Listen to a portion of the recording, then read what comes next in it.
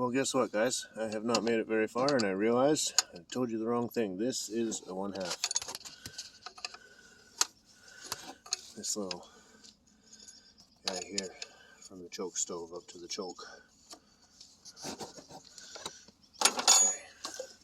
So, if yours is all rusty and not brand new rebuilt like mine, then you should probably give it some penetrating oil, some kind of thing like that.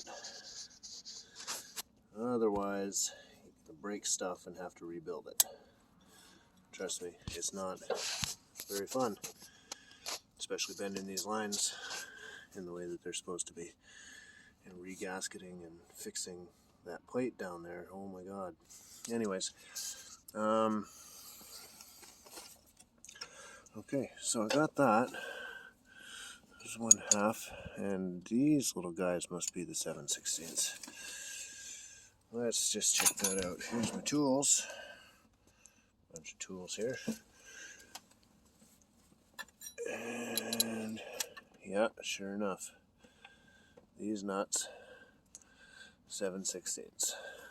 Some of them you can use a socket on, some of them you have to use a wrench because there's just not much way around all the doodads and thingamabobs, so you're gonna need to do it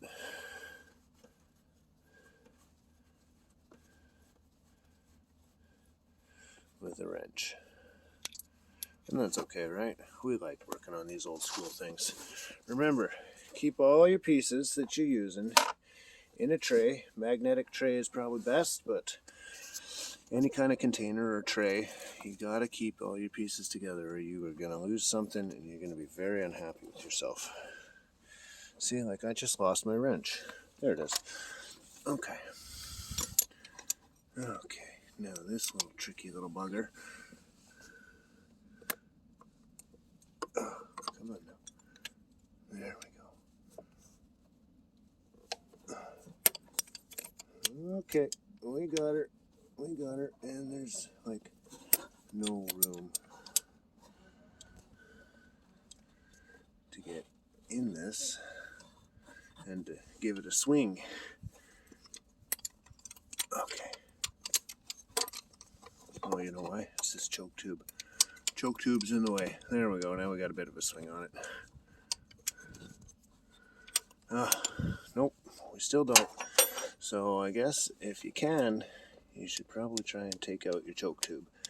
Get it out of the way for this one. Actually, this one probably. Think we could fit a socket? Whoa. Think we could fit a socket down in there? Probably. So let's get sockets. These are special sockets. 3/8. No, that's not the one we want. 7/16. Not missing. Maybe that's why I'm doing it this way. Okay, back to taking out the choke tube.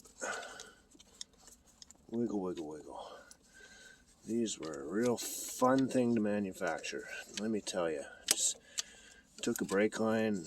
They were all broken up. You see, the thing is, getting this reduction on the end of it, that's ridiculous, man. Because there's no tool other than like hydraulic manufacturing stuff that does this, and it's like, so I just used my my regular line flaring tool, clamped down on it, and it gave it a tiny bit of reduction, not nearly enough. So then what I did is I wrapped paper around this just to take up a little bit more space, and I clamped it down in my tool again, and that squeezed it down a little bit more, and then I wrapped more paper, squeezed it down again. And you gotta be careful, because if you don't do it properly, you can deform stuff and end up needing a new piece of pipe to work with. But anyways, we got that out of the way. Let's get this other one out of the way. Come on, you. Out you get. There we go. Those are over there. Now they're out of the way. Now I got some swing. There we go. some swing on this.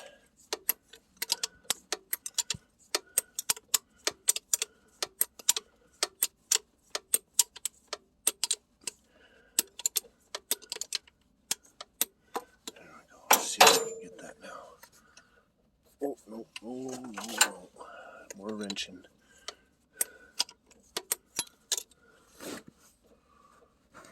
Oh, come on. Feels so easy with the wrench. And you get in there with your fingers and it's still stuck. Don't you guys hate that? Swinging, swinging, swinging. Oh, there we go. Now it's good. Come on out of there, you little bugger.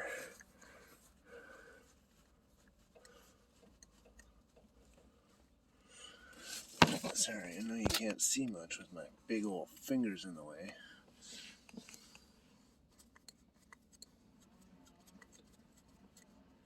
Look at that, eh?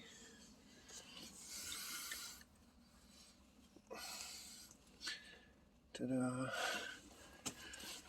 Okay, everything into there.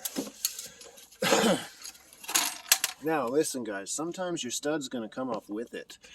Don't even worry about it. Like, you can clean that up.